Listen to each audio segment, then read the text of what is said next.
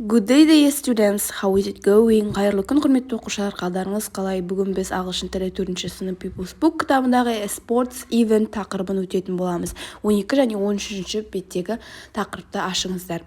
Бірінші оқушылар бізде 23-ші жаттығу Read and underline, then listen and check деп тұр. Оқы және астынсыз деген қарамен берілген сөздің яғни біреуі дұрыс, одан кейін тыңдап тексер деген. Оқушылар ендеше тыңдалымды тексерейік. Бұл бізде яғни почта яғни хат жіберген, сол жайлы бұл жерде хабарлама. Read and underline, then listen and check. Hi Lynn, how are things? Are you free on Saturday evening? I've got free tickets for the Figure Skating Championship. Would you like to come? The championship starts at 5 o'clock. Mum and I can pick you up at 4.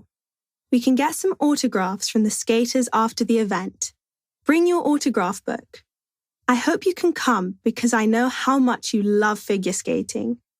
Let me know soon. Hope you can make it. Take care, Maggie. Kelesi exercise number 24. Which of these sentences could Maggie use to begin her email, which to end it? Read and write B or E dedi. Оқушылар бұл жерде былай деп тұр. Қайсы сөйлем Маггидің, яғни қолданған басында хабарлама, яғни email почтада қолданған бастапқы сөйлемі дейді, және де end деген соңында жазған қайсы сөйлемі. Басында жазған сөйлемі болса B деп жазамыз, соңында жазған болса E әрпін қасына жазып кетеді екенбіз. Ендеше оқушылар екінші сөйлемнен оқып бастайық. Make sure you don't miss it. Бұл бізде оқушылар бұл басында жазылған сөйлем, яғни сондықтан да B деп жазамыз. Келесі үшінші. Would you like to come with me to the figure skating championship on Saturday evening? Бұл да бізде оқушылар begin, яғни бастапқы сөйлемде осы сөйлемді айтқан екен, жазған екен. Және де келесі төртіншісі please come.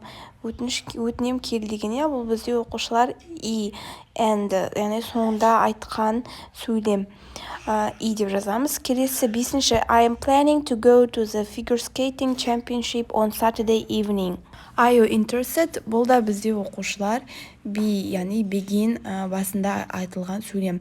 Соңғысы ол бізде I hope you can join us. Ол бізде соңында айтылған сөйлем болғандықтан E әрпін жазамыз.